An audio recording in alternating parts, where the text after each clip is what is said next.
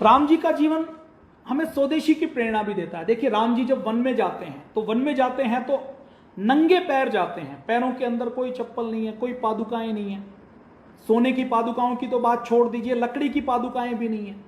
जब जाते हैं तो उत्कल वस्त्र पहन लेते हैं, गेरवे वस्त्र पहन लेते हैं, सामान्य सूती वस्त्र पहनकर जाते हैं, जटा रख कर जाते हैं, सब कुछ छोड़कर जाते हैं, कोई भी कुछ भी नहीं साथ लेकर जाते। नहीं छोड़ते तो केवल अपना धनुष बाण नहीं छोड़ते, अपने शस्त्र नहीं छोड़ते। ये हमें प्रेरणा देता है कि हमें शक्ति की उपासना करनी है। हमारी भारत की संस्कृति संत सिपाही की संस्कृति है, योगी योद्धा की संस्कृति है, संत सैनिक की संस्कृति है, शस्त्र और शास्त्र की संस्कृति है। हमारी संस्कृति माला और भाला की संस्कृति है कि हमारे एक हाथ में माला रही है तो एक हाथ में भाला रहा है। एक हाथ में यदि हमने चमत्कार को रखा है, मतलब भक्ति को रखा है, मतलब आराधना ध्यान और उपासना को रखा है, तो दूसरे हाथ में हमने तलवार को रखा है। एक हाथ में शास्त्र को रखा है, वेद दर्शन उपनिषद को रखा है, तो दूसरे हाथ में हमने शस्त्र को रखा है। तो राम जी प्रेरणा देते हैं, सब छोड़ दिया, नहीं छोड़ा तो केवल अपने अस्त्र नहीं छोड़े, अपने शस्त्र नहीं छोड़े, वो साथ लेकर जाते हैं। राम जी का कोई भी चित्र आप देख लीजिए, कोई भी चित्र राम जी का ऐसा नहीं है जिसमें उनके पास आयुध नहीं है, हथियार नहीं है, उनके पास अस्त्र शस्त्र नहीं है। तो राम जी का जीवन हमें प्रेरणा देता है कि केवल अहिंसा परम धर्म नहीं है। राम जी हमें बताते हैं कि यदि ज्ञान पूर्वक धर्म पूर्वक हिंसा की आवश्यकता पड़े, रावण जैसे शक्तिशाली व्यक्ति से भी टकराना पड़े, तो हम तैयार रहें, हमें टकराना है, उससे डरना नहीं है, उससे घबराना नहीं है। ये राम जी का चरित्र हमें सिखाता। वामपंथियों को दिक्कत इसी बात से है कि राम जी को मान लिया, राम जी को जान लिया, राम जी जैसा बनने की कोशिश करेंगे। हिंदुओं में यदि 1% भी भारतीय यदि राम जी के चरित्र को जी लेंगे और राम जी की तरह योद्धा बनने का संकल्प ले लेंगे, मर्यादा को धारण कर लेंगे, तो हम भारत के ऊपर राज नहीं कर सकते, हम भारत को टुकड़ों टुकड़ों में तोड़ नहीं सकते, हम भारत को जाति के नाम से बांट नहीं पाएंगे। तो राम जी के स्वदेशी प्रेम की यदि हम बात करें, शस्त्र प्रेम कि धर्म की, देश की, संस्कृति की, मर्यादा की, सिद्धांतों की रक्षा के लिए यदि रावण जैसे बड़े शक्तिशाली शत्रु से भी टकराना पड़े तो उसके लिए भी तैयार रहना। रावण के पास वर है, देवताओं से नहीं मारे जा सकते, किन्नरों से नहीं, गंधर्वों से नहीं, मतलब जितनी जातियां हैं, यक्ष देवता किन्नर, उन सब से नहीं मारे जा सकते। रावण जब भगवान शिव से वर मानते हैं तो अहंकार में, घमंड में वो कहते हैं कि ये बंदर और आदमी, इनसे तो मैं वैसे ही जीत सकता हूं, इतना शक्तिशाली तो मैं हूं, तो मुझे वरदान की आवश्यकता, सुरक्षा की आवश्यकता तो केवल देवताओं से है, यक्षों से है, गंधर्वों से है, किन्नरों से, तो उनसे वो मांग लेता है। अब उनसे मांगने के बाद जिन दो को वो छोड़ता है, उन दो की शक्ति इतनी देखिए कि वो रावण से टकरा जाते हैं। तो रावण का शस्त्र प्रेम यदि हम सीख जाएं तो वामपंथियों के मंसूबे पूरे नहीं हो सकते, विदेशी षड्यंत्रकारियों के मंसूबे नहीं पूरे हो सकते। और राम जी का जीवन हमें स्वदेशी की प्रेरणा भी देता है, स्वावलंबन की, कि जब वो वन में जाते हैं तो अपने हाथों से अपना घर बनाते हैं, झोपड़ी बनाते हैं, अपने हाथों से चटाई बनाते हैं, अपने हाथों से चूल्हा चौका बनाते हैं, अपने हाथों से अपने लिए वस्त्र बनाते हैं, और अपने जो शस्त्रों की जरूरत पड़ती है, लड़ाई के लिए तीर की, धनुष की जरूरत पड़ती है, तो उस आयुधों की रक्षा के लिए भी वन में रहते हुए वो भरत को या अयोध्या में लिखकर लेटर नहीं भेजते कि अब मैं वन में रह रहा हूं, मुझे ये आप भिजवा दीजिए, इतने कपड़े भिजवा दीजिए, इतना आप खाना भिजवा दीजिए, वन में रहते हुए मेरे लिए ये घर बनाने के लिए इतना बिल्डिंग मटेरियल भिजवा दीजिए, घर बनाते हुए मेरे पास ये अस्त्र शस्त्र तीर तलवार खत्म हो गए हैं, ये भिजवा दीजिए। वो कुछ नहीं कहते, वो स्वावलंबी बन के स्वदेशी के रास्ते की एक अनुपम प्रेरणा देकर, उस समय स्वदेशी विदेशी नाम की कोई चीज तो नहीं होती थी, लेकिन राम जी के जीवन से हम स्वावलंबन की प्रेरणा ले सकते हैं। और आज का स्वावलंबन यही है, राम जी का जीवन हमें प्रेरणा देते हैं कि हम विदेशी वस्तुओं के ऊपर निर्भर ना रहें, हम अपने जीवन में स्वदेशी का स्वावलंबन का पालन करें। राम जी यदि जंगल में जाकर रावण जैसे आतताई से लड़ सकते हैं, अपने संसाधनों को जुटाकर स्वावलंबी बन सकते हैं, तो हम भी स्वावलंबी बने। राम जी की महिमा कितनी है, देखिए अपने भारत के अंदर अभी महिमा मंडन किसको किया जाता है? भोग को महिमा मंडन किया जाता है, दिखावे को महिमा मंडन किया जाता है, कपड़े किसी ने कैसे पहने हैं इसको महिमा मंडन किया जाता है। महिमा मंडन किया जाता है कि किसी भी व्यक्ति की इमेज बिल्डिंग कितनी की गई है, किसी भी व्यक्ति को मीडिया मैनेजमेंट से, इवेंट मैनेजमेंट से कितना बड़ा बनाया गया है, अपने भारत के अंदर कोशिश ये की जा रही है कि भारत के अंदर महिमा मंडन भोग का हो। राम जी का जीवन सामने आता है तो ये जीवन हमें प्रेरणा देता है कि हमारा आदर्श भोग नहीं है, हमारे भारतीयता का आदर्श योग है, हमारे भारत का आदर्श तप और त्याग है। मैं राम जी की बात करूं तो महर्षि मनु के 10 पुत्र थे। उन 10 पुत्रों में इक्ष्वाकु एक पुत्र थे। इक्ष्वाकु से लेकर भगवान राम का वंश चलता है। इक्ष्वाकु से हम यदि बात करें तो उनके वंश में जितने लोग हुए हैं, बहुत बड़े बड़े राजा हुए हैं, आज हम उनकी पूजा नहीं करते। इक्ष्वाकु महर्षि मनु के बेटे थे जिन्होंने मनुस्मृति के नाम से भारतीय संविधान दिया। देखिए, मनुस्मृति के अंदर अंग्रेजों ने, विदेशियों ने और उसके बाद वामपंथियों ने खूब मिलावट की। आज मनुस्मृति को के नाम का प्रयोग करना, मनुस्मृति का नाम लेना, महर्षि मनु का नाम लेना, इस भारत के अंदर षड्यंत्र पूर्वक ऐसा बना दिया गया जैसे कि महर्षि मनु का नाम लेना, जो हमारे पिता थे, हमारे परम पिता थे, जिन्होंने इस दुनिया का पहला संविधान दिया, उसके बारे में ये षड्यंत्र कर दिया गया कि उनका नाम लेना सबसे बड़ा गुनाह है और भारत के अंदर ये कर दिया गया। उस महर्षि मनु के हम बात करें तो उस महर्षि मनु के इक्ष्वाकु से लेकर बहुत से बेटे हुए हैं, बहुत से प्रतापी राजा हुए हैं, ययाति जैसे, भगीरथ जैसे राजा हुए हैं जो गंगा को उतार कर लाए।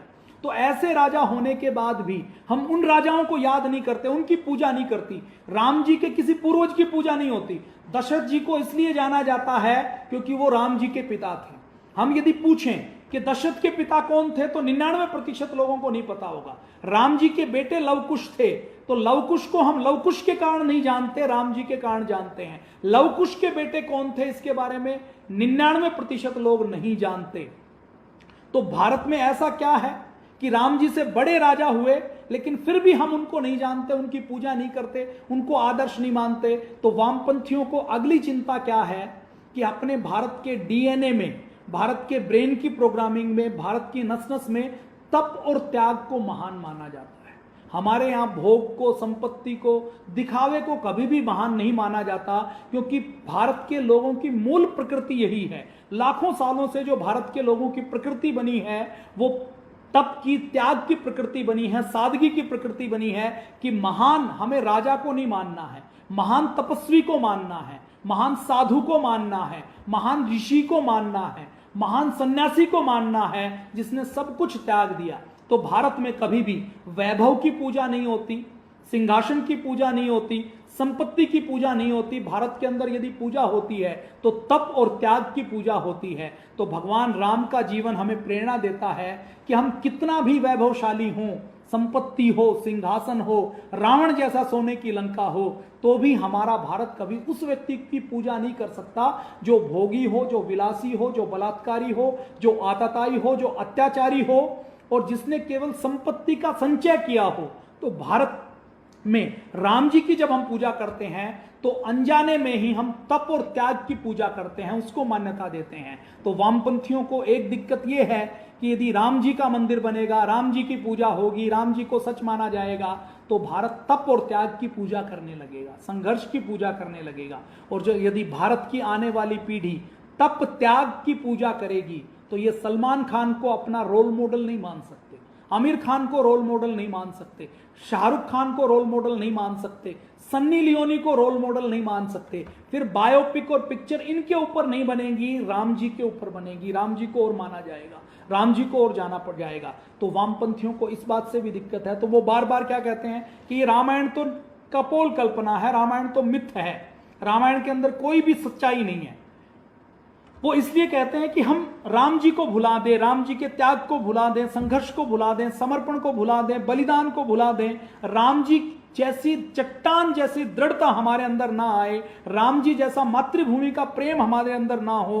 राम जी के नाम से वो षड्यंत्र करते हैं ताकि हम राम ना बन पाए। देखिए, राम जी और लक्ष्मण जी जब लंका में जाते हैं, लंका को जीत लेते हैं, सोने की लंका है, सारे अस्त्र शस्त्र हैं। अब एक तरीके से आज की दृष्टि से मैं कहूं तो जैसे कोई व्यक्ति यूएसए के ऊपर जाए और अमेरिका के ऊपर कब्जा कर ले। अब अमेरिका के ऊपर खूब धन है, शक्ति है, संपत्ति है, लेकिन अमेरिका के अंदर भी सोने की बिल्डिंग नहीं बनी हुई। अब लंका के अंदर तो सोने की बिल्डिंग भी बनी हुई है, छतों के ऊपर सोना लगा है, दरवाजों के ऊपर सोना लगा है। जैसे जैसलमेर में जब हम जाते हैं ना, तो जैसलमेर का जो पुराना किला है, उस पुराने किले की छत के ऊपर लगभग 800 किलो सोना लगा हुआ है। तो ऐसे सोने के भवन बने हुए थे। तो राम जी जैसा व्यक्ति जो 14 साल तक वन में रहा हो, राजा बनते बनते रह गया हो, उनकी जगह कोई दूसरा व्यक्ति होता और सोने की लंका के राजा को, रावण को, जो अत्याचारी था, दुष्ट था, उसको हराता, तो क्या वो उस लंका में नहीं रहता? लक्ष्मण जी जब कहते हैं कि हमें क्या करना है, क्या आदेश है, तो वो कहते हैं कि ये सोने की लंका मुझे प्यारी नहीं है, मुझे तो अपनी जननी जन्मभूमि प्यारी है, अपनी मातृभूमि प्यारी है, जहां पर मैंने जन्म लिया है, जिस मिट्टी में लोट लोट कर मैं बड़ा हुआ हूं। तो वामपंथियों को दिक्कत यह है कि राम जी का जीवन हमें प्रेरणा देता है मातृभूमि से प्रेम की, कि विदेशों का कितना भी भोग विलास हो, वो हमें आकर्षित नहीं कर सकता, वो हमें तोड़ नहीं सकता, वो हमें भ्रष्ट नहीं कर सकता। तो राम जी ऐसे हैं जिनको सोने की लंका भी लुभा नहीं पाई। सोने की लंका को जीतते हैं योद्धा की तरह, सारा युद्ध लड़ते हैं, अपने प्राण दांव पर लगाते हैं, और जीतने के बाद लंका किसको देते हैं? विभीषण को देते हैं कि तुम्हारा भाई गलत था, अत्याचारी था, उसको हटा दिया, अब तुम राज करो और इस व्यवस्था को ठीक से चलाओ। बाली को मारते हैं, बाली का राज्य है, बाली जिसने अपने छोटे भाई का राज्य हड़पा, जिसने छोटे भाई की पत्नी को बलपूर्वक हड़कर अपने महल में बंदी बनाकर रखा और उसके साथ बलात्कार किया, इतना अत्याचारी, और अपने आप को इतना शक्तिशाली मानता है कि जो किसी के काबू में नहीं आता, किसी मर्यादा में नहीं चलता, जो उत्पात मचाता है, उस बाली को मारा, रिस्क खुद लिया, और मारने के बाद सिंहासन उनके पास था, वो तो जंगल में थे, अब किष्किंधा जो नगरी है वो भी जंगल की है, चाहते तो 14 सालों तक वहीं रह सकते थे। लेकिन राम जी बाली को मारने के बाद, सारा युद्ध लड़ने के बाद, सारा खतरा लेने के बाद भी वहां पर राजा किसको बनाते हैं? सुग्रीव का राज्य तो सुग्रीव को दे देते हैं, और बाली के पुत्र अंगद को वहां का युवराज बनाते हैं। ये राम जी का तप था कि हमने कभी भी दूसरों की सत्ताओं का ऊपर आक्रमण नहीं किया, दूसरे के लोगों के ऊपर बलपूर्वक कभी भी अधिकार नहीं जमाया, हमने लोगों का धर्म नहीं बदला, हमने लोगों का मन बदला है। ये भगवान राम कहते हैं। संप्रदाय नहीं बदला, पूजा पाठ की पद्धतियां नहीं बदली। उस समय तो एक ही पद्धति होती थी, एक ही संप्रदाय, एक ही धर्म होता था। मैं ये आज के परिप्रेक्ष्य में कह रहा हूं कि आज यदि राम होते, तो जैसे इस्लामिक आक्रमणकारी आए, तलवार के बल पर आए, तो उन्होंने राज बाद में किया, पहले धर्म बदलने का, संप्रदाय बदलने का, पूजा पाठ की पद्धति बदलने का काम किया, तो राम जी ने ये किया है। अब अगर फिर मैं उसी बात पर आता हूं कि यदि हम राम जी को परमेश्वर मान लेते हैं, चमत्कारिक मान लेते हैं, देवता मान लेते हैं, तो सारी चीजें राम जी के ऊपर छोड़ देते हैं कि राम जी तो विष्णु के अवतार थे, राम जी तो भगवान थे, राम जी के पास तो दिव्य शक्तियां थी। तो हम अपने और राम जी के बीच में बहुत बड़ा गैप क्रिएट कर लेते हैं, और जब ये गैप बन जाता है तो हम सोच भी नहीं पाते कि हम भी कभी राम बन सकते हैं। पूरे राम जी नहीं बन सकते, तो राम जी के वंशज बनकर, उनके अनुगामी बनकर, उनके अनुचर बनकर, उनके पद चिन्हों पर चलने वाला बनकर, उनके मानस पुत्र वाला बनकर हम राम जी जैसा कोई एक गुण तो ला सकते हैं। लेकिन यदि हमने राम जी को दिव्य पुरुष माना, हमने राम जी को यदि भगवान मान लिया, हमने राम जी को यदि चमत्कारिक मान लिया कि जो करना है राम जी ही करेंगे क्योंकि शक्ति राम जी के पास है, तो हम अपने और राम जी के बीच में एक बहुत बड़ा अंतर कर लेते हैं। राम जी के केवल चित्र को धूप बत्ती दिखाएंगे, राम जी के चित्र की केवल आरती करेंगे, राम जी के चित्र को ही केवल सब कुछ मानेंगे, उनके चरित्र से प्रेरणा नहीं लेंगे और उस प्रेरणा को अपने भीतर नहीं उतारेंगे, इस संकल्प के साथ कि राम जी मेरे पिता में हैं, मेरे पिता के पिता रहे हैं, मैं उनका वंशज हूं, मेरा खून उन्हीं के डीएनए से आया है, उन्हीं के डीएनए का जेनेटिक स्ट्रक्चर, जेनेटिक कोड मेरी नसों में दौड़ता है, तो हम राम बन सकते हैं। ये संभावना जीवित रहती है। अब पूज्य स्वामी जी महाराज कई बार कहते हैं ना कि कई बार हम हनुमान जी की पूजा तो करते हैं, हनुमान जी को धूप बत्ती भी लगाएंगे, लेकिन गुटखा खाएंगे, धूम्रपान करेंगे, पूरे दिन आलस में पड़े रहेंगे और हनुमान जी की पूजा करेंगे। तो हनुमान जी की पूजा कर रहे हैं, वो अच्छी बात है, पूजा करनी चाहिए, उनके संकल्प को दोहराना चाहिए, हनुमान चालीसा का पाठ करना चाहिए। अलग अलग रामायण के अलग अलग कांडों का पाठ करना चाहिए, लेकिन वो पाठ इसलिए है कि जब हम पाठ करें तो उसके अंदर डूब जाएं कि हमें उनके जैसा बनना है। तो जैसा पूज्य स्वामी जी महाराज कहते हैं कि यदि गुटखा खाएंगे और हनुमान जी के चित्र के आगे केवल अगरबत्ती दिखाएंगे तो उससे कल्याण नहीं होगा। हनुमान जी का चित्र देखें, चित्र को देखकर उनका दर्शन करके हनुमान चालीसा पढ़ते पढ़ते संकल्प लें कि 100 दंड लगानी है, 500 दंड लगानी है और हनुमान जी जैसा ब्रह्मचारी बनना है, हनुमान जी जैसा बलवान बनना है। तो हनुमान जी कि हम सच्चे वंशज बन पाएंगे, सच्चे अनुगामी बन पाएंगे। ये परम पूज्य स्वामी जी महाराज बताते हैं और सिखाते हैं। और मुझे लगता है कि हमें भी भगवान राम को अपना पूर्वज, अपना महापुरुष, और मैं कहता हूं देवता नहीं, देवताओं से भी बड़ा जो मानव महामानव बन सकता है, महादेवत्व को प्राप्त कर लेता है, वो मानते हुए हमें भगवान राम के जीवन को अपने भीतर उतारना है। हमारे अंदर वही डीएनए है जो हमें तपस्वी बना सकता है, त्यागी बना सकता है, योद्धा बना सकता है। इस विचार को अपने भीतर और गहरा करने की आवश्यकता है।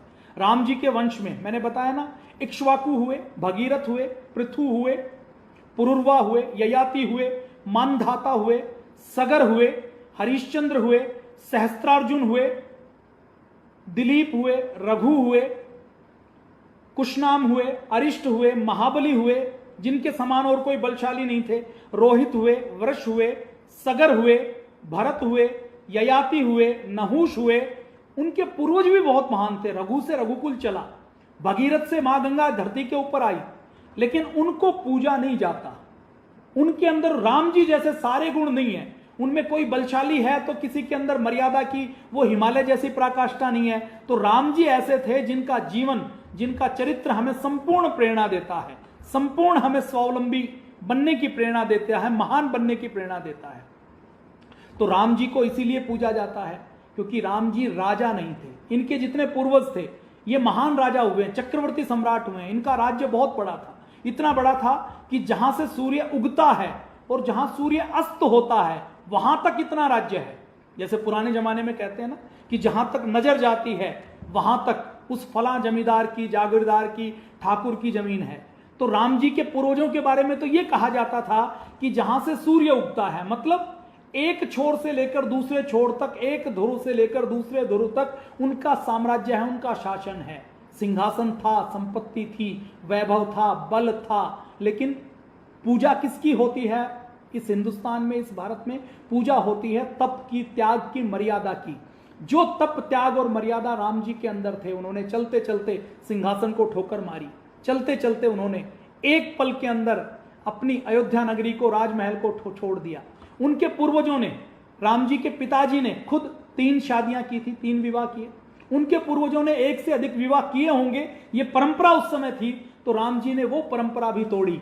नारी की मर्यादा क्या होता है, एक पत्नी व्रत क्या होता है, वो राम जी ने दिखाया।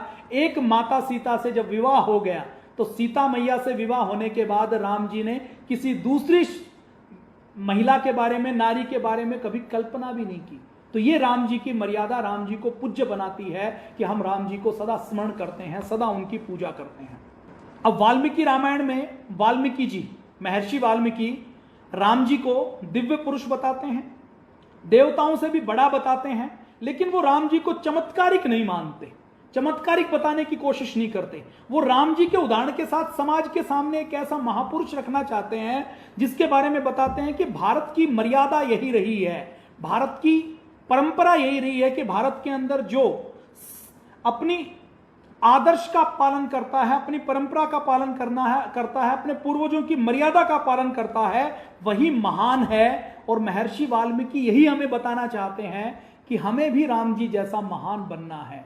तो वामपंथियों की दिक्कत यह है कि यदि महर्षि वाल्मीकि की रामायण को हम मानेंगे, देखिए महर्षि वाल्मीकि राम जी को अलग रूप में देखते हैं। तुलसीदास जी जो उनसे बहुत बाद में हुए हैं वो राम जी को अलग रूप में देखते हैं, दिव्य रूप में देखते हैं। तो ये अलग अलग रामायणों के अंदर अतिशयोक्ति हो सकती है, अलग अलग रामायणों के अंदर दर्शन अलग हो सकता है, लेकिन राम जी का मूल चरित्र, उनका जन्म, उनका महल को त्याग करना, उनका वन में रहना, उनका वन में रहते हुए वनवासियों की सहायता से सेना को इकट्ठा करना, रावण को हराना, लंका के सिंहासन को ठोकर मारना, ये सब जगह कॉमन है। देखिए वामपंथियों का एक चरित्र क्या है, वो आधा सच और आधा झूठ मिक्स करते हैं। आपने अभी थोड़े दिन पहले देखा होगा 12 साल पुरानी घटना है। 2008 में उस समय की तत्कालीन सरकार सुप्रीम कोर्ट से पहले एक योजना बनाती है सेतु समुद्रम। उस योजना में साउथ के कुछ करुणानिधि से लेकर दूसरे मुख्यमंत्री भी अटैच होते हैं। वो कहते हैं कि राम जी जैसा को तो कोई व्यक्ति हुआ ही नहीं, रामायण तो बिल्कुल झूठ है, रामायण तो कभी हो ही नहीं सकती, ये तो ऐसी कहानी लिखी हुई है, गप है, गपोड़े हैं। फिर वो कहते हैं राम सेतु भी कुछ नहीं हो सकता। सुप्रीम कोर्ट में हलफनामा दिया जाता है, सेंट्रल गवर्नमेंट के मिनिस्टर रहे वो व्यक्ति हलफनामा देते हैं।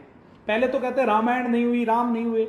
जब राम जी रामायण साबित हो जाते हैं तो फिर कहते हैं कि राम जी और राम ने खुद अपना राम सेतु तोड़ा था, तो इसलिए हम इसको तोड़ दें तो कोई दिक्कत नहीं है। तो जिस भारत के अंदर यदि राम सेतु तोड़ने की बात आती है और भारत के अंदर ये वामपंथी षड्यंत्रकारी इस लेवल तक पहुंच जाते हैं कि राम की निशानियों को, राम की यादों को मिटा दें। देखिए राम की यादों को, बाबर जब भारत में आया तो भारत तो बहुत बड़ा था, भारत में उसने बड़ा हिस्सा जीता। वो चाहता तो मस्जिद कहीं पर भी बना सकता था, लेकिन बाबर ने मस्जिद बनाने के लिए, बाबर ने, औरंगजेब ने मस्जिद बनाने के लिए किसको चुना? काशी को चुना। भाई काशी यदि भगवान शंकर का स्थान है तो आप काशी को छोड़कर कहीं और मस्जिद बना लीजिए, लेकिन उन्होंने मस्जिद कहां पर बनाई? काशी विश्वनाथ के मंदिर के ऊपर मस्जिद बनाई। वहां के पुजारियों को हमारा पवित्र शिवलिंग को कुएं के अंदर रखकर उसकी रक्षा करनी पड़ी। मथुरा में मंदिर बनाई, वृंदावन में मंदिर बनाई।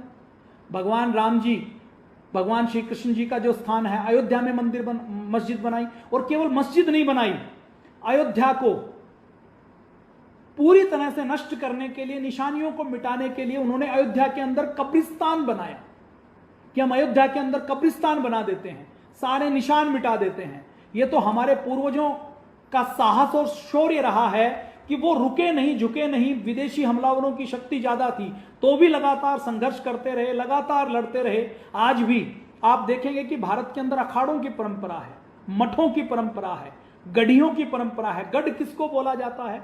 गढ़ वही जहां पर योद्धा रहते हों, जहां पर रक्षा करने का, सुरक्षा करने का, युद्ध करने का सामान हो। अखाड़ा किसको कहा जाता है? जहां पर युद्ध कला सिखाई जाती हो, जहां पर योद्धा निवास करते हों। तो हमारे नागा सन्यासी संघर्ष करते रहे, हमारे पूर्वज संघर्ष करते रहे, हमारे जनसाधारण के किसान से लेकर हमारे दलित, वनवासी, आदिवासी से लेकर सब ने भगवान राम के इस स्थान के लिए अपना बलिदान दिया है, अपनी आहुति दी है। तो ये भगवान राम की मर्यादा है। तो वामपंथियों को दिक्कत ये है कि राम जी की निशानियां रहेंगी। तो राम सेतु को तोड़ने के लिए षड्यंत्र किया गया कि राम सेतु को ही हटा देते हैं, राम सेतु नहीं रहेगा तो भविष्य में और साबित करना मुश्किल हो जाएगा। लेकिन ये नासा का भला हो, नासा ने सैटेलाइट से इमेज ली और उसका नाम दिया एडम्स ब्रिज। फिर उसके बाद साइंस टीवी के ऊपर 2017 में, देखिए 2008 में सरकार क्या कह रही है, वामपंथी क्या कह रही है कि ऐसा कुछ होता नहीं है। अब आप देखिए 2017 में साइंस चैनल, पूरी दुनिया का एक रेपुटेड विज्ञान का जाना माना चैनल है, वो चैनल एक पूरी रिपोर्ट डिस्प्ले करता है और वो कहता है कि ये जो पुल है ना, ये अद्भुत है। इसके जो ऊपर की चट्टानें हैं वो कुछ और हैं और नीचे की कुछ और हैं, और ये जो ऊपर और नीचे की चट्टानों के अंदर, बालू के अंदर अंतर है, ये बताता है कि ऊपर का हिस्सा अलग बनाया गया है, नीचे का हिस्सा अलग बनाया गया है और ये मानव निर्मित हो सकता है। और फिर वो आगे कहते हैं कि यदि ये मानव निर्मित है तो ये दुनिया का 8वां अजूबा है। और वो अजूबा यही है कि राम सेतु हमारे हजारों, 7,000 साल मानो आप या 7 लाख साल मानो, इसके बीच में जो समय हो, क्योंकि समय की गणना करनी अभी शेष है, इसलिए मैं उसके ऊपर टिप्पणी नहीं करता। मैं यदि 7,000 साल ही मानता हूं, 7100 कुछ वर्ष माना जाता है राम जी का जन्म, जो कुछ लोगों ने सॉफ्टवेयर की मदद से, ग्रहों की गणना की मदद से निकाला है, यदि उसको भी मान लिया जाए तो यदि 7,000 साल पहले जो सभ्यता, जो संस्कृति समुद्र के अंदर पुल बना सकती है, उसकी टेक्नोलॉजी और उसका विज्ञान कितना अद्भुत रहा होगा। देखिए वामपंथियों ने क्या क्या षड्यंत्र रचे। वामपंथियों ने षड्यंत्र रचे कि वास्को डी गामा ने भारत की खोज की थी, उससे पहले भारत नहीं था। फिर वो कहते हैं कि भारत का इतिहास बस सिंधु घाटी सभ्यता से शुरू होता है। अब सिंधु घाटी सभ्यता से भी काफी पुराने 5-6 हजार साल पुराने राखी गढ़ी, फतेहाबाद एक जिला है दक्षिण हरियाणा में, उस हरियाणा के अंदर राखी गढ़ी के अंदर डीएनए मिला है सिंधु घाटी सभ्यता से भी पुराना। फिर उन्होंने झूठ फैलाया कि सिकंदर ने भारत को हरा दिया था और अलेक्जेंडर सिकंदर बहुत ग्रेट था। फिर वो षड्यंत्र फैलाते हैं कि आर्य तो बाहरी थे, आक्रमणकारी थे। फिर वो षड्यंत्र फैलाते हैं कि अकबर महान था, शिवाजी तो लुटेरा था, चूहा था। फिर कहते हैं भगवान राम और कृष्ण तो कभी हुए भी नहीं, विक्रमादित्य से लेकर जितने महान राजा हुए उनमें से भी कोई भारत में नहीं हुआ। फिर वो कहते हैं कि भारत के अंदर जितने ऐतिहासिक दस्तावेज हैं, राम सेतु नहीं हुआ, राम जी नहीं हुए, राम जी तो कपोल कल्पना है, राम जी, भारत के अंदर ज्ञान विज्ञान नहीं रहा, भारत के अंदर कभी कोई टेक्नोलॉजी नहीं रही, भारत के अंदर कभी कोई शिक्षा व्यवस्था नहीं रही, कोई स्वास्थ्य व्यवस्था नहीं रही, भारत तो ऐसे ही असभ्यों का देश रहा है। ये हमें सिखाते हैं। फिर और क्या, अभी क्या षड्यंत्र करते हैं कि मनुस्मृति और रामचरितमानस, रामायण, ये तो दलित विरोधी है, ये तो नारी विरोधी है, ये तो स्त्री विरोधी है, ये सिखाते हैं। तो राम सेतु के ऊपर उन्होंने षड्यंत्र किया कि राम सेतु को तोड़ दिया जाए। राम सेतु को तोड़ने के लिए षड्यंत्र किया, और तोड़ने के लिए षड्यंत्र किया तो हिस्ट्री साइंस चैनल की report. It sends back images of a chain of largely submerged objects running between Sri Lanka and India. It looks like a string of pearls between two islands. It looks to me like a rocky jetty, but this thing looks pretty big. On closer analysis of the satellite image, investigators calculate the line of rocks is over 30 miles long. What makes the image especially intriguing is that the rocks are in an area of sea mentioned in an ancient Hindu poem. A poem which also refers to a magic bridge. They're Hindu legends that the god Rama placed a bridge here connecting India to Sri Lanka. The stones in the satellite image are sitting on something oceanographers call a shoal or sandbar. These occur in an area where there's shallow waters and sand could accumulate between the two land masses. The sandbar may be natural, but what's sitting on top of it is not. This isn't just a simple sandbar. There's objects in here that haven't been eroded away. There are stones that have been brought from afar and set on top of our sandbar island chain. How these stones got here is a mystery. And when a team of geologists date the stones, the mystery deepens. The rocks on top of the sand actually predate the sand. So there's more to the story. Scientific analysis reveals the rocks are 7,000 years old, but are sitting on top of sand that is only 4,000 years old. These results suggest the structure in the satellite image isn't natural, but built by humans. Some scholars believe the ancient texts refer to a time 5,000 years ago. At this point in history, building such a long bridge would have been a superhuman achievement. ये एक science channel की एक report है। इस report में वो साफ साफ कहते हैं कि ये जो राम सेतु है, ये जो एडम्स ब्रिज है, ये बहुत चमत्कारिक है और अद्भुत है, और ये आदमी का बनाया हुआ है, आदमी का बनाया हुआ हो सकता है, इसका जो स्ट्रक्चर मिला है। और इसके लिए ओरेगन यूनिवर्सिटी में पढ़ाने वाली चेल्सी रोस, इसके लिए DU न्यूज़ एजेंसी है, जो जर्मनी की न्यूज़ एजेंसी है, आप गूगल कर सकते हैं, उसके ऊपर आपको मिल जाएगा। वो ये कहती है कि चट्टानों की उम्र उस बालू की उम्र से ज़्यादा है जिस बालू के ऊपर ये टिका हुआ है। इसका मतलब है कि इसकी कहानी के अंदर बहुत सी ऐसी चीज़ें हैं जिनको खोजेंगे तो बहुत से अद्भुत रहस्य निकलेंगे। फिर वहीं एक जो जियोलॉजी के एक्सपर्ट हैं एलन लेस्टर, वो ये कहते हैं कि हिंदुओं की पौराणिक कथाओं के अनुसार भगवान राम ने भारत और श्रीलंका को जोड़ने के लिए एक पुल बनाया था, और उसके लिए दूर दूर से पत्थर लाए थे और उन्हें बालू के टीलों की एक श्रृंखला के ऊपर रखा गया था। उनका कहना है कि इस तरह का पुल बनाना अपने आप में ह्यूमन रेस के लिए, मानव जाति के लिए एक बहुत बड़ी उपलब्धि है। तो ये सारी चीजें तो वो हैं जो विदेशी बता रहे हैं। ये मोहर कोई राम जी को मानने वाला, कोई रामायण को मानने वाला मैं कुछ कहूं तो ये कहा जा सकता है कि मेरी तो आस्था है, मेरी तो मान्यता है, लेकिन यदि कोई साइंटिस्ट ये कहता है तो ये 100% सत्य है। तो राम सेतु के बारे में नासा तक इमेजेस जारी कर चुका है, बता चुका है, बहुत से शोध हो चुके। अपने भारत के जीएसआई ने, जियोलॉजिकल सर्वे ऑफ इंडिया ने भी इस राम सेतु को ड्रिल करके वहां के अलग अलग सैंपल लिए हैं और इसके ऊपर अपनी रिपोर्ट दी है और भी बताया है कि ये मानव निर्मित है और ये हजारों साल पुराना है।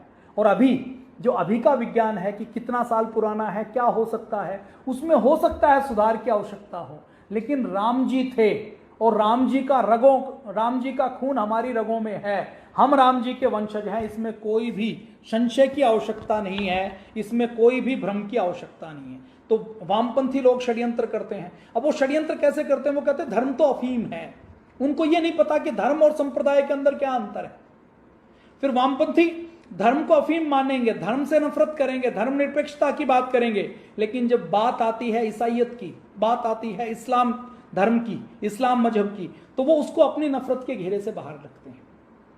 मैं चोटी रखूं तो बहुत से वामपंथी लोगों को दिक्कत हो जाएगी, मेरे जनेऊ से दिक्कत हो जाएगी, वो इसको ये कहेंगे कि इसके अंदर विज्ञान क्या है, वैज्ञानिकता क्या है, ये तो पोंगा पंथी है, ये तो ढोंग आडंबर और पाखंड है। लेकिन यही काम जब कोई ईसाई करता है, जब कोई दूसरी मान्यताओं वाला व्यक्ति करता है, तो उसको वो अपने इस अफीम के घेरे से, इस ढोंग आडंबर के घेरे से, इस पोंगा पंथी के घेरे से बाहर निकाल रखते हैं। वो बार बार कहेंगे कि भगवा आतंकवाद, हिंदू आतंकवाद चिल्लाता है, लेकिन यदि कोई दूसरे शांति प्रिय मजहब का व्यक्ति जब आतंकवादी निकलता है, उसका धर्म भी पता लग जाता है, वो नारे भी लगाता है, उसके नाम के साथ भी मोहम्मद लगा हुआ है, अफजल लगा हुआ है, तो उसके बाद भी उसको कहेंगे ये तो हेडमास्टर का बेटा था, ये तो भटका हुआ नौजवान था, ये तो ये तो एक गांव का व्यक्ति था, ये तो शांति प्रिय व्यक्ति था, ये तो बेरोजगार व्यक्ति हैं। तो ये वामपंथ की भाषा है। वामपंथ में जब निंदा करेंगे तो वो भारतीयों की निंदा करेंगे, हिंदुओं की निंदा करेंगे।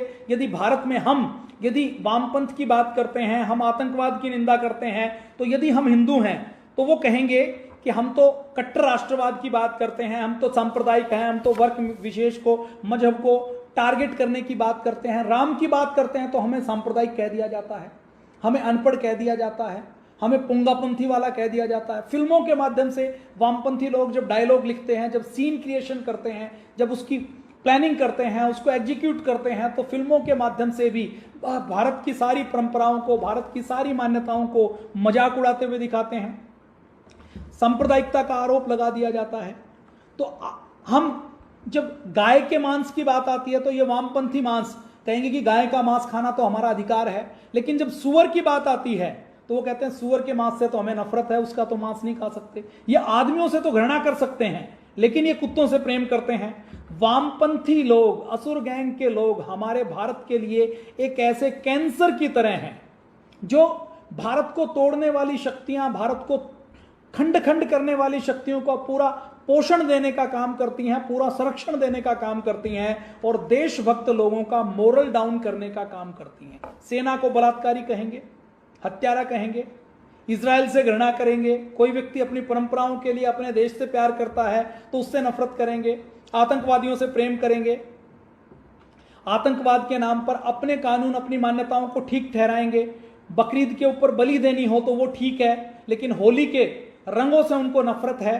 तो ये सारी चीजें दिखती हैं। हिंदू त्योहारों की निंदा करेंगे, करवा चौथ की निंदा करेंगे, उसके अंदर कमी दिखाई देगी। जलीकट्टू के ऊपर भगवान के अंदर कुछ मर्यादा है कि मेंसेस जिसको है, मासिक धर्म है, वो नहीं जा सकती, तो उसके लिए कोर्ट के दरवाजे खुलाएंगे। अपनी मस्जिद में नहीं जा सकते, अपने धर्म स्थल पर नहीं जा सकते, उसके लिए लड़ाई नहीं लड़ेंगे।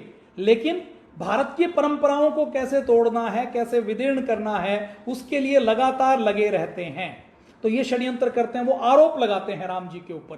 पहला आरोप क्या लगाते हैं कि राम जी ने शूर्पणखा की नाक काटी, एक स्त्री का अपमान किया। फिर वो दूसरा आरोप लगाते हैं कि रावण तो बहुत विद्वान था, रावण को राम जी ने क्यों मारा। अब रावण के बारे में वो नहीं बताते कि रावण का भाई कुबेर था, कुबेर के पुत्र की पत्नी रंभा थी। रावण जब गया और उसको रंभा मिली तो उसने कहा कि मैं आपके भाई के पुत्र की पत्नी हूं, मैं आपकी पुत्र वधू हूं, मैं आपकी बेटी के समान हूं, आप मेरी तरफ वासना भरी नजरों से मत देखो। तो ये जानने के बाद भी रावण ने अपनी पुत्र वधू से बलात्कार किया, उसके बारे में नहीं बताएंगे। रावण ने अपनी पुत्र वधू से बलात्कार किया तो उसने रावण को श्राप दिया कि तुम यदि किसी भी महिला की और उसकी मर्जी के खिलाफ देखोगे तो तुम्हारे टुकड़े टुकड़े हो जाएंगे। अब इसी बात को वामपंथी क्या प्रस्तुत करते हैं कि माता सीता अशोक वाटिका में लंका में कई महीनों तक रही। रावण उसका हरण तो करके लेके गया, लेकिन उसने जबरदस्ती उसको छुआ नहीं, उसके साथ छेड़छाड़ नहीं की, उसके साथ अभद्रता नहीं की। तो इसमें रावण की महानता नहीं है, उसके पीछे उसकी पुत्र वधू का श्राप है। जो व्यक्ति अपनी पुत्र वधू को नहीं छोड़ता वो किसी दूसरी नारी को छोड़ेगा। तो रावण की ये गलतियों के बारे में ये वामपंथी नहीं बताएंगे। अभी रावण क्या करते हैं, अब वामपंथी लोगों ने क्या कहा, भारत के एक वर्ग को, वन में रहने वाले वनवासियों को, आदिवासियों को, जनजातियों को, जिनके लिए राम प्रेरणा थे, राम आदर्श थे, उनके ब्रेन के अंदर षड्यंत्र करने का काम कर रहे हैं। क्या काम कर रहे हैं कि ऐसे उनके ब्रेन में ये डाल रहे हैं कि आपके पूर्वज राम नहीं है, आपके पूर्वज तो रावण थे और राम जी ने रावण का वध गलत किया। इन आधी अधूरी बातों को बताकर कि रावण तो विद्वान था, रावण तो महापंडित था, रावण तो बहुत ज्ञानवान था, रावण तो सोने की लंका वाला था, रावण तो असुर था। जब वो रावण को असुर बताते हैं तो ये नहीं बताते कि रावण का जन्म ब्राह्मण कुल में हुआ था, उनके पिताजी ब्राह्मण थे। यदि पिताजी ब्राह्मण थे और रावण गलत काम करने के कारण राक्षस और असुर हो सकता है, तो ये नहीं बताते कि इसका मतलब भारत के अंदर कभी जाति प्रथा नहीं रही, भारत के अंदर कभी जन्म से जाति नहीं। तो तोड़ मरोड़ कर पेश करना, इतिहास को तोड़ मरोड़ कर पेश करना, भ्रम फैलाना, षड्यंत्र करना। यदि वामपंथियों की बात मान ली जाए कि रावण यदि असुर था, रावण यदि दलितों का मसीहा था, रावण यदि वनवासियों का, आदिवासियों का मसीहा था, तो रावण का पिता तो ब्राह्मण था। तो यदि पिता ब्राह्मण है, दादा ब्राह्मण है, तो उस कुल में यदि एक व्यक्ति असुर हो सकता है तो इसका मतलब भारत में जाति प्रथा जन्म से कभी नहीं रही। रावण के बारे में नहीं बताएंगे कि माता सीता को उसने क्यों नहीं छुआ, रावण को महान बताएंगे। फिर कहेंगे कि रावण को महान बताते हुए कि रावण के पुतले को यदि दशहरे के ऊपर जलाओगे, दशहरे के ऊपर रावण के पुतले को क्यों जलाया जाता है, ताकि हम रावण को आदर्श ना माने, हम आदर्श माने राम की मर्यादा को, राम के तप को, राम के त्याग को, राम जैसी पवित्रता को, राम जैसी पावनता को।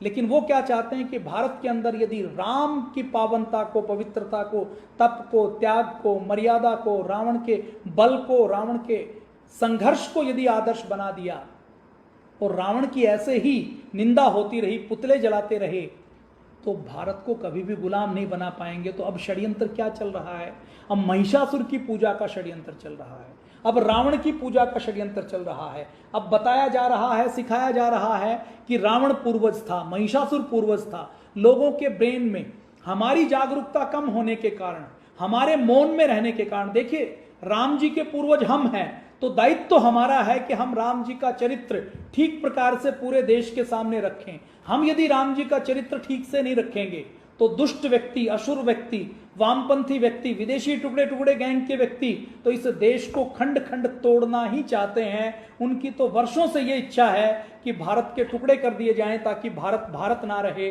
भारत एक महान देश ना रहे। तो ये हमें भारत को सिखाना है, भारत को बताना है। तो वामपंथियों का ये षड्यंत्र है। रावण कितना दुष्ट था आप अंदाजा लगा लीजिए। रावण की बहन शूर्पणखा, जिसके लिए वामपंथी ये आरोप लगाते हैं ना कि शूर्पणखा के नाक क्यों काटें।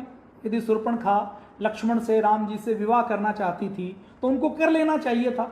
एक स्त्री के प्रपोजल को ठोकर मारना तो गलत है, वामपंथी ये कहते हैं। वो ये नहीं कहते कि यदि राम जी और लक्ष्मण जी पहले से शादीशुदा थे और उन्होंने उसको ठुकराया तो इसका मतलब उनका चरित्र कितना महान रहा होगा। अब वामपंथी क्या मानते हैं, वामपंथी चलते चलते आदमी और औरत के बीच में जो संबंध होते हैं, जो शारीरिक संबंध होते हैं, जो सेक्स किया जाता है, उसको ऐसा मानते हैं जैसे चलते चलते चाय पी लेते हैं, समोसे खा लेते हैं। तो वो उसको ऐसा ही मानते हैं कि आपस में स्त्री और पुरुष का मिलना, आपस में ऐसे छेड़छाड़ करना, वासना के संबंध बनाना तो ऐसे है जैसे कहीं बैठकर चाय समोसा खा लिया। केवल इतना मानते हैं, ऐसी उनकी नैतिकता और मर्यादा है। वो राम की मर्यादा को नहीं समझ सकते। तो वो कहते हैं कि शूर्पणखा को कहते हैं कि शूर्पणखा की नाक कान क्यों काटी।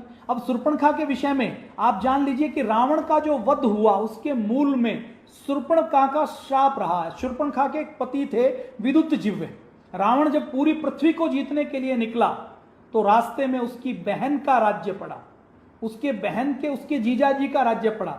और जब किसी रावण की बात से जब दोनों के बीच में युद्ध हुआ तो रावण ने अपने जीजाजी का वध कर दिया। अब जो अपने जीजाजी का वध कर सके, एक तरफ राम जी हैं जो अपने पिता के लिए वन में जाने के लिए तैयार हैं, अपनी माता के लिए सिंहासन को ठोकर मार देते हैं, अपने भाई को राजा बनाना चाहते हैं, राज परिवार को ठोकर मारते हैं। तो एक तरफ तो वो तप और त्याग है, एक तरफ रावण है जो अपने जीजाजी की भी हत्या केवल इसलिए करता है ताकि वो उनके घमंड के सामने ना आ सके, उनके सामने उनका राज्य टिक ना सके। तो शूर्पणखा रावण को श्राप देती है, उसके बारे में नहीं बताएंगे। अभी रामायण के अंदर एक प्रसंग जोड़ा गया शंबूक के वध का। उसमें वो कहते हैं कि शंबूक नाम का कोई नीची जाति का व्यक्ति था। वो नीची जाति के व्यक्ति ने कुछ वेद का कोई मंत्र सुन लिया तो ब्राह्मणों ने आकर शिकायत की, तो राम जी ने उसकी हत्या कर दी, तलवार से उसको मार दिया। इसका विवरण कहीं भी पूरी वाल्मीकि रामायण में नहीं मिलता। अभी विडंबना क्या है, अंग्रेजों ने भारत को तोड़ने के लिए, भारत की संस्कृति को नष्ट भ्रष्ट करने के लिए, जैसे वीर सावरकर ने कहा ना, तो अंग्रेजों ने पूरी रामायण के ऊपर बैन नहीं लगाया, रामायण के अंदर मिलावट करवा दी। और अंग्रेजों से पहले भी अलग अलग विदेशी शासनों में लोगों ने दबाव से, स्वार्थ से, अपने हित साधने के लिए रामायण के अंदर, मनुस्मृति के अंदर मिलावट की गई। अगर वामपंथियों का तो षड्यंत्र यही होता है कि आधा सच रखेंगे, आधा झूठ रखेंगे, आधे सच और आधे झूठ को मिलाकर वो सब सारी चीजों को झूठा साबित करने का षड्यंत्र करते हैं, सबके ऊपर प्रश्न चिन्ह लगाने का षड्यंत्र करते हैं। तो वामपंथी ये करते हैं, ये इनकी एक पूरी टैक्टिस है, पूरी एक ये विधा है। तो रामायण के अंदर पहले केवल 6 कांड होते थे, पूरा उत्तरकांड बाद में जोड़ा गया, अग्नि परीक्षा वाला प्रसंग बाद में छोड़ा गया, लक्ष्मण रेखा का जो प्रसंग आता है वो बाद में जोड़ा गया। ऐसे बहुत से ऐसे प्रसंग हैं जिनकी कोई ऐतिहासिक पृष्ठभूमि नहीं है। शंबूक के वध का प्रसंग बाद में जोड़ा गया। दलित वामपंथी लोग एक और आधार बनाते हैं कि एकलव्य का अंगूठा द्रोणाचार्य ने काट लिया था, तो वो प्रतीकात्मक था कि उस जमाने में जो, जैसे आज के जमाने में परमाणु टेक्नोलॉजी हर एक को नहीं दी जा सकती, तो यदि कोई चोरी से भारत में कोई इसरो के अंदर जाकर, भाभा एटॉमिक रिसर्च सेंटर के अंदर जाकर वो सरकार से कहे कि मुझे ये टेक्नोलॉजी दे दो, भारत के अंदर अलग अलग ग्रुप हैं, भारत के अंदर टेक्नोलॉजी रखने का अधिकार किसको है? सरकार को है। अब मान लीजिए कोई भी संगठन, कोई भी संप्रदाय, कोई समूह या कोई व्यक्ति ये कहे कि मुझे ये टेक्नोलॉजी चाहिए हाइड्रोजन बम की, परमाणु बम की, तो इस देश में यदि कोई एपीजे अब्दुल कलाम जैसा वैज्ञानिक है तो वो उसको देगा, उसको मना करेगा। अब कोई डॉक्टर एपीजे अब्दुल कलाम का पीछा करके, उसकी रेकी करके, जासूसी करके वो टेक्नोलॉजी ले और डॉक्टर एपीजे अब्दुल कलाम को पता लग जाए कि ये टेक्नोलॉजी चोरी होकर इस व्यक्ति या इस समूह के पास चली गई जो ऑथराइज नहीं है, जो इसका दुरुपयोग कर सकता है, तो डॉक्टर एपीजे अब्दुल कलाम या कोई भी वैज्ञानिक, साइंटिस्ट या गुरु या कोई भी व्यक्ति जिम्मेदार होगा, वो क्या करेगा? वो उसके ऊपर रोक लगाएगा कि ये टेक्नोलॉजी इसके पास नहीं रहे। तो एक तरीके से जो टेक्नोलॉजी एकलव्य ने ली थी, उस टेक्नोलॉजी के प्रयोग के ऊपर रोक लगाई गई थी, जिसको प्रतीकात्मक तौर पर यह कह दिया गया कि अंगूठा मांगा गया। अब उस एक घटना के नाम पर पूरी महाभारत के ऊपर षड्यंत्र लगाया जाता है कि देखो कितना अत्याचार हुआ, एकलव्य नीति जाति का था तो उसके ऊपर इतना अत्याचार हुआ कि उसका अंगूठा मान लिया गया, कि एकलव्य को अस्त्र शस्त्रों की आवश्यकता नहीं थी, युद्ध लड़ने की आवश्यकता नहीं थी, उसके लिए राज परिवार, राजतंत्र बनाया हुआ था, वो उसके ऊपर धर्म का दंड रहता था, धर्म की मर्यादा रहती थी, उसके आधार पर एक समाज की व्यवस्था चलती थी। आज यदि कोई व्यक्ति यूं कहे कि मैं तो फलां जाति का हूं, मुझे तो न्यूक्लियर बम चाहिए, मुझे तो परमाणु बम चाहिए, मुझे तो पृथ्वी मिसाइल दो, मुझे तो अग्नि मिसाइल दो, मुझे तो ये जो अभी फ्रांस से राफेल आया है ना, ये उड़ाना भी सिखाओ और मुझे एक राफेल दो, क्योंकि मैं तो वनवासी हूं, मैं तो दलित हूं, मैं तो फलां जाति का हूं, या मैं फलां संप्रदाय का हूं, मैं तो ठाकुर हूं, मैं तो वैश्य हूं, मैं तो ब्राह्मण हूं, मैं तो विशेष व्यक्ति हूं। इसको करके यदि कोई व्यक्ति अपने अधिकारों का अतिक्रमण करेगा तो क्या उसको समाज, उसको राज्य की व्यवस्था इजाजत देगी? तो वामपंथी इन प्रसंगों को तोड़ मरोड़ कर, झूठी मिलावट करके अपने भारत के अंदर जातियों के नाम से जहर घोलने का काम करते हैं। तो ये पूरा 6 कांड थे, उत्तरकांड नहीं होता था, ये जो पूरा उत्तरकांड है इसके अंदर मिलावट है। तो इसको शोध करने की, इसको शुद्ध करने की आवश्यकता है। बहुत से शोध हुए हैं। विपिन किशोर सिन्हा ने एक शोध पुस्तिका लिखी है जिसको संस्कृति शोध प्रकाशन वाराणसी ने प्रकाशित किया है कि राम जी ने कभी भी सीता माता का परित्याग नहीं किया। ऐसे ही एक ईसाई पादरी हुए हैं फादर कामिल बल्के, इन्होंने रामायण के ऊपर 6 सालों तक शोध किया। बेल्जियम में पैदा हुए, भारत में आ गए, भारत में आए, रामायण पढ़ी, रामचरितमानस पढ़ी, तो जिज्ञासा जानी, तो उन्होंने 6 साल तक शोध किया कि रामायण कितनी लिखी गई है, क्या क्या लिखी गई है, उनके अंदर क्या क्या ठीक और क्या क्या गलत हो सकता है। तो वो खुद कहते हैं, अपने शोध के आधार पर कहते हैं, वो कहते हैं कि वाल्मीकि रामायण का उत्तरकांड मूल रामायण से बहुत बाद में, पूर्णतः बाद में इंसर्ट किया हुआ, प्रक्षिप्त किया हुआ, मिलावट किया हुआ है। फिर वामपंथी आरोप लगाते हैं कि राम जी ने तो जल समाधि ली थी, इसका मतलब राम जी ने तो सुसाइड किया था। देखिए, पुराने समय में राम जी जैसा जीवन और हमारे जितने महर्षि चरक, महर्षि सुश्रुत, हमारे जितने जितने महापुरुष हुए हैं, जितने संत ऋषि मुनि हुए हैं, उनका अपनी आयु के ऊपर नियंत्रण था। वो अपने प्राण तत्व के ऊपर नियंत्रण करना जानते थे। वो धरती के ऊपर तब तक रहते थे जब तक उनकी आवश्यकता, उनकी भूमिका रहती थी, और उसके बाद प्रकृति की एक व्यवस्था का पालन करते हुए अपनी स्वेच्छा से अपने प्राणों को अपने अलग अलग चक्रों में चढ़ाते हुए अपनी इच्छा से, अपनी स्वेच्छा से अपने प्राणों का त्याग करते थे। ये भारत की परंपरा रही है। वामपंथी लोग इसी को तोड़ मरोड़ कर कि राम जी ने तो जल समाधि ले ली थी, तो राम जी तो कायर और कमजोर हुए, ऐसा व्यक्ति कैसे महान हो सकता है। ये जितने भी आरोप लगाते हैं कि राम जी तो कभी हुए भी नहीं। अभी श्रीलंका के अंदर हनुमान जी ने जो वाटिका नष्ट की थी, रावण का जो वायुयान का अड्डा नष्ट किया था, हवाई अड्डा नष्ट किया था, जहां पर पुष्पक और दूसरे विमान थे, उसके अवशेष आज भी हैं। माता सीता को जहां पर रखा गया था उसके अवशेष हैं। एक ऐसी लंका जो उस समय तोड़ी गई थी, समुद्र के अंदर डूबी थी, उसके अवशेष आज भी हैं। अशोक वाटिका आज भी है। आज भी श्रीलंका के अंदर आपने सुना है कि हनुमान जी हिमालय से जड़ी बूटी लेकर गए थे, मृत संजीवनी से लेकर जितनी जड़ी बूटियां, जो लक्ष्मण जी को जब बाण लगा तो श्रीलंका में जो संजीवनी बूटी, जो जड़ी बूटियां नहीं पाई जाती, हिमालय के द्रोणगिरी के क्षेत्र की कुछ जड़ी बूटियां आज भी श्रीलंका के एक क्षेत्र में पाई जाती हैं, जो बताती है कि यहां से कुछ जड़ी बूटियां हजारों साल पहले वहां पर गई हैं। रामायण के क्या क्या सबूत हैं इसके बारे में यदि हम बात करें तो अकेले पुरातत्व शास्त्री और इतिहासकार डॉक्टर राम अवतार जी ने 200 से अधिक ऐसे स्थानों का पता लगाया है जिसमें स्मारक मिले हैं, भित्ति चित्र मिले हैं, गुफा मिली है, निशान मिले हैं, जिसकी वैज्ञानिक तरीके से जांच पड़ताल की गई तो वो पूरी तरह से सच पाए हैं। प्रयागराज में श्रृंगेश्वरपुरम तीर्थ मिला है, सरयू और तमसा नदी के पास के स्थान मिले हैं, सिंह सैर में गंगा पार का करई गाय है, प्रयागराज चित्रकूट है, अभी आज भी है।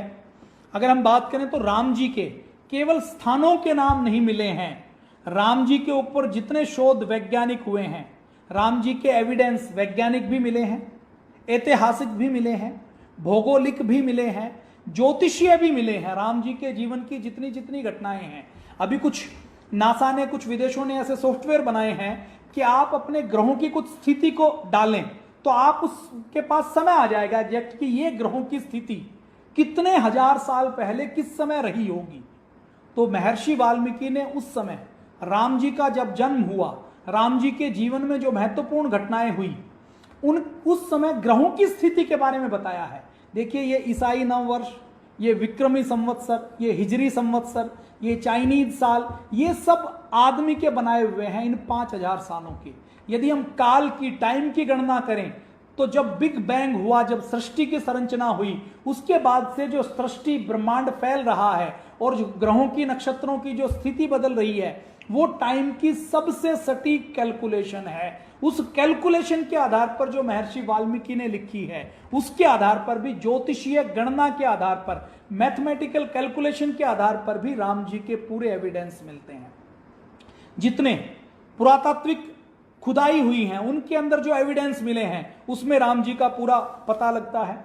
सतना मध्य प्रदेश, दंडकारण्य, पंचवटी, नासिक, सारोतीर्थ, पर्णशाला, तुंगभद्रा, शबरिका आश्रम, कोडिकरई, रामेश्वरम, धनुषकोटी, राम सेतु, नोलाया, एलिया पर्वत, ये सब राम जी के रामायण के प्रमाण है। कौटिल्य के अर्थशास्त्र जो 4वीं शताब्दी पहले, 2400 साल पहले लिखा गया, उसके अंदर राम जी के प्रमाण है। बौद्ध साहित्य में राम जी के प्रमाण है 2300 साल पहले। कौशाम्बी की खुदाई में टेराकोटा की पक्की ईंटों की, मिट्टी की मूर्तियां बनी हैं दूसरी 2200 साल पहले। नागार्जुन कोंडा आंध्र प्रदेश में खुदाई में 3री शताब्दी पहले मिले हैं। नचारखेड़ा हरियाणा में टेराकोटा पैनल मिले हैं 4वीं शताब्दी के, मतलब 1600 साल पुराने। श्रीलंका के अंदर जो रचनाएं हैं उनके अंदर रामायण है। श्रीलंका के साथ साथ इंडोनेशिया में, कंबोडिया में, जावा में, सुमात्रा में, लहासा में, पता नहीं कितने देश हैं। एशिया के तो लगभग सारे देशों के अंदर रामायण के, राम जी के निशानों के, राम जी के मंदिर मिले हैं।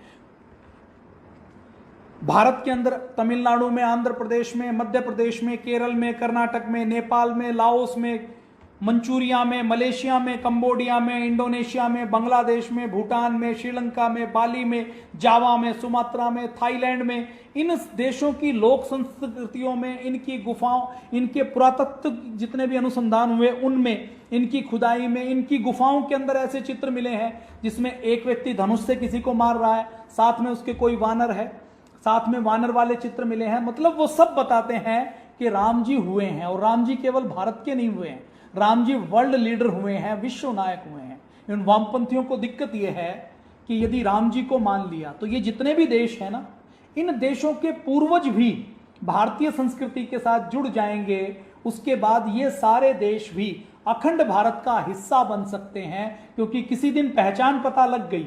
आप कई बार फिल्मों में दिखाते हैं ना, कुंभ के मेले में कोई बिछड़ा और वो 10 साल 20 साल 50 साल बाद भी पता लगता है कि ये मेरा भाई है, मुझसे बिछड़ा हुआ है, तो उसके प्रति अचानक प्रेम उभर आता है। उसके बाद सारी सीमाएं टूट जाती हैं, सारी लिमिटेशन टूट जाती हैं, और वो प्रेम प्राप्त करके वो साथ नहीं रहे, उनको किसी साथ रहकर एक दूसरे का स्वभाव नहीं पता लगा। लेकिन जब उनको पता लगता है कि हम एक माता पिता की संतान हैं, हमारा डीएनए एक है, तो वो एक दूसरे से मिल जाते हैं। तो वामपंथी लोग इसलिए भी इसका विरोध करते हैं। तो ये हमने कुछ बातचीत आज की है भगवान राम के बारे में। भगवान राम के और बहुत से गुण हैं। मेरी तो ऐसी योग्यता नहीं है कि मैं भगवान राम जी का, जो वो कहते हैं सूर्य को जैसे दीपक दिखाना होता है, वैसे ही भगवान राम के गुणों की, भगवान राम के चरित्र की, भगवान राम के रामायण की अलग अलग एस्पेक्ट से कितनी चर्चा की जा सकती है, कितनी बातें की जा सकती हैं, वो किसी एक सेशन में, एक दिन में, 10 दिन में नहीं कही जा सकती। भगवान राम अनंत हैं, भगवान राम की तुलना नहीं हो सकती, भगवान राम की चर्चा नहीं हो सकती, भगवान राम को शब्दों में नहीं बांधा जा सकता। बस भगवान राम के जीवन से हमें जो प्रेरणा मिलती है, मुझे जो प्रेरणा मिलती है, वो ये मिलती है कि भगवान राम के अंदर जो लीडरशिप क्वालिटी थी। देखिए, बस एक अंतिम बात और उसके बाद आज के लिए मैं विराम लेता हूं। देखिए, भगवान राम का नेतृत्व कैसा था। भगवान राम ने 2 सभ्यताओं और संस्कृतियों को एक साथ किया। देखिए, भगवान राम की सेना में कौन थे? एक तो नर थे, दूसरे कौन थे? दूसरे वानर थे। अब वानरों के बारे में क्या कहा जाता है कि नर और वानव, मानव और बंदर का कोई मेल नहीं है। बंदर एक बहुत उतावलेपन की जाति है, कूदते रहते हैं। फल के पेड़ के 2 फल खाने हैं तो भी 20 फल को खराब कर देंगे, तोड़ देंगे। खेत में चले गए तो खेत को उजाड़ देंगे, तहस नहस कर देंगे। उतावलापन है, टिक कर नहीं देख सकते, किसी भी चीज में धैर्य नहीं है, कोई अनुशासन नहीं है। ऐसे ही बंदरों को मानवों की तरह बनाने का काम भगवान राम ने किया। ऐसी लीडरशिप क्वालिटी भगवान राम की थी। हमारे जीवन के अंदर भी, मानव वेश के अंदर भी, हम कई बार बंदर जैसा आचरण करने लग जाते हैं। विवेक नहीं रहता, चिंतन नहीं रहता, मनन नहीं रहता, बंदरों की तरह बन जाते हैं कि कहीं भी मन नहीं लगता, कंसंट्रेशन नहीं रहती, किसी एक निर्णय पर नहीं पहुंच पाते। बंदरों के अंदर भी क्या है कि आज बोएंगे, आज आम का बीज बोया तो रोज उसको उखाड़ कर देखेंगे कि इसके अंदर फल लगा कि नहीं लगा, इसका पौधा बनाया नहीं बना। तो बंदर कभी फसल नहीं बो सकते, क्योंकि धैर्य नहीं है, कंसंट्रेशन नहीं है, एकाग्रता नहीं है। तो राम जी ने उस समय भी बंदरों को, नर और वानरों को एक साथ लेकर अपनी लीडरशिप में रावण को हराया था। आज वानर जाति को तो छोड़ दीजिए, हमारे आदमियों के बीच में भी कुछ लोग ऐसे लो कंसंट्रेशन के होते हैं, बंदर की तरह होते हैं, वानर की तरह होते हैं। यदि राम जी का चरित्र हम पढ़ेंगे तो हम वानर और बंदरों की तरह नहीं हो सकते। हमारी कंसंट्रेशन बढ़ जाएगा, हमारा चिंतन, मनन और मंथन का स्तर बढ़ जाएगा। हम भगवान राम के चरित्र की पूजा करके, चरित्र की चर्चा करके, उनका चिंतन करके उनके जैसे महान बन सकते हैं। तो राम जी के बारे में थोड़ी सी हमने बातचीत की। हम दिए जलाएं, एक दूसरे को शुभकामनाएं दें और राम जी के चरित्र के बारे में, और हम राम बन सकते हैं, इसके बारे में जरूर हम अपनी आने वाली पीढ़ियों को बताएं, अपने परिवार को बताएं। अब तो सारा टीवी चैनल राम जी के बारे में दिखा रहे हैं, उन सबको देखें, उसका आनंद लें, रामलीला का आनंद लें। अपने गली मोहल्ले में रामलीला होती है तो मोबाइल ने उससे हमें थोड़ा दूर कर दिया, तो उसमें जाना शुरू करें। रामलीला कोई करता है तो उसके लिए चंदा देना शुरू करें, उनको प्रोत्साहन देना शुरू करें। अपने बच्चों को रामलीला के अंदर कुछ वानर बनने के लिए ही चाहे प्रेरित करें, ताकि उनको पता लगे वो वानर बनेंगे, रामलीला में कुछ बनेंगे तो कई बार अभिनय करते करते वैसे गुण आ जाते हैं, वैसा ही परिवर्तन हो जाता है। जय हिंद, वंदे मातरम, भारत माता की जय।